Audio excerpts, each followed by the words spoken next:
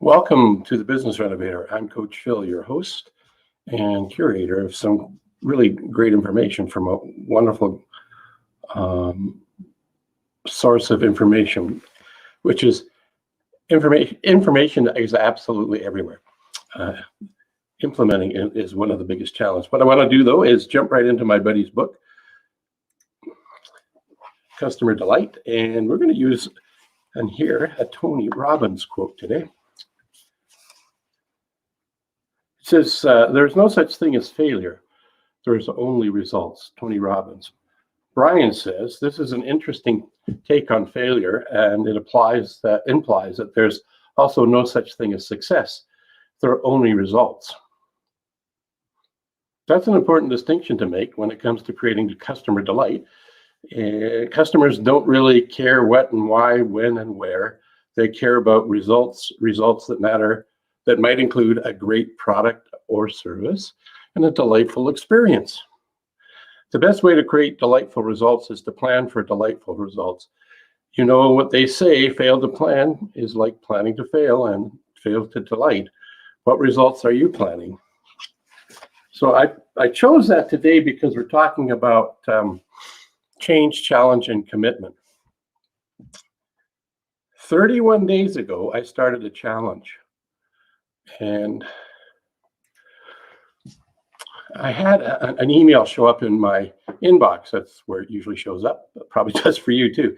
It was a Brian Tracy one, and I'm affiliated with Brian Tracy in the sense that I'm a Focal Point International business coach and trainer facilitator within that international operation. And Brian was talking about the aspect of self-confidence. In the email, what he had provided, he was promoting and selling product, which is what he does a lot of, and he's got a lot of great products. He's been at it for over 40 years and 80 books, and the list goes on and on and on. So that's why I'm kind of a fan of his. And this one really resonated with me, though. It was about self-confidence. And in the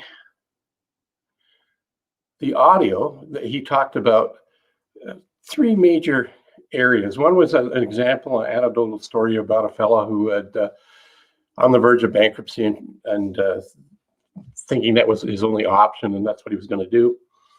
And he went for a walk for some strange reason, ran into a fellow who was wrote him a check, and on the check it said Rockefeller, some kind of rich American guy. Anyway, he took the check and put it away and started running his business in a way that was different than what he was before. He, instead of worrying about bankruptcy, he was looking for possibilities, opportunities, and solutions. And as a result of that, the next 12 months, he had a very successful 12 months. So there's a longer story of that. The next part was there's three types of suggestions that Brian talked about: self-suggestions, external suggestions, and auto-suggestions. And then the next part was the 5 areas you could use as mental fitness exercises. And they basically were controlling what we say to ourselves, our self-talk. The next one is to do affirmations.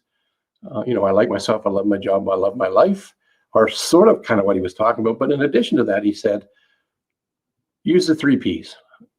Create your own affirmations that describe the end result you would like to have in your own life. So in a first person, present tense, positive statement, write a declaration of where you'd like to be and say it often. Think about it. It will start to change the things you do and the things that show up in your life. Dr. Wayne Dyer says, if you change what you think about changes. So same thing as what Brian's talking about. The next part was to see yourself, or he calls it visualize yourself, achieving and being the person you affirmed yourself to be. The next step is, what's the content that you're listening to? Reading, watching? Are you watching things that empower you, inspire you, help you run your business technically, motivation, information? Or are you binging too much, watching your favorite shows? I binge too. It's just how much binging do you do versus how much. Why not binge on something that empowers you? Turn off the news and read a book, watch a YouTube video, or watch a live stream or a podcast of somebody you like, respect, or they have a topic that you're interested in. Go listen to that. And then the last one is, who are you hanging out with? Are they empowering you, giving you energy, taking your energy, naysayers to your aspirations, your goals, and your dreams? Or are they supporting and helping and moving you forward? So why do I share that? Well, I've finished the 30-day challenge. 31 days ago, I started this challenge to listen to this audio on self-confidence. It's a snippet out of one of Brian's audio programs. I believe it was track 8 on disc 2. And I think the audio is called Power of Self-Confidence. I think that's what it's called. If you're really interested, send me an email and I'll get you the proper name so that you can go and buy it from Brian. But I invited all my clients and some of my friends and some of my prospects to take on the challenge. What was interesting about the challenge, in hearing the feedback from some of the people I shared it to, exactly what Jim Rohn talks about. Jim Rohn, who is a philosopher in the self-development area, and he says, if we want to do something, we'll find a way. If we don't, we'll find an excuse.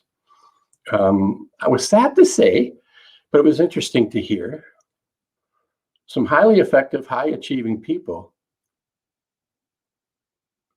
made excuses more than taking the challenge on. And that's okay. That's their choice.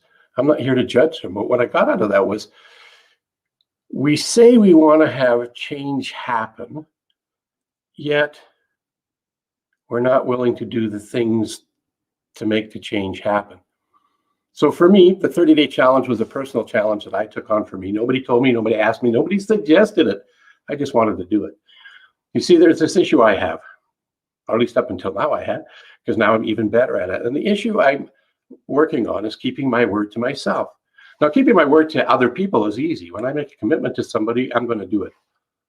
It's very rarely that I fall through on that. I sometimes do. I am human. I forget. But generally, I'm pretty strong in that area. Yet when it comes to doing things that should make an impact in my life in a positive way, I sometimes put them off. So I have this affirmation that my word to myself is as powerful to me as it is to other people. So the challenge for me was to get through the 30 days, to do it, to keep my word. There was one night where I think it was about 11:30, can't remember if it was a Friday or a Saturday. And what happened was I was tired.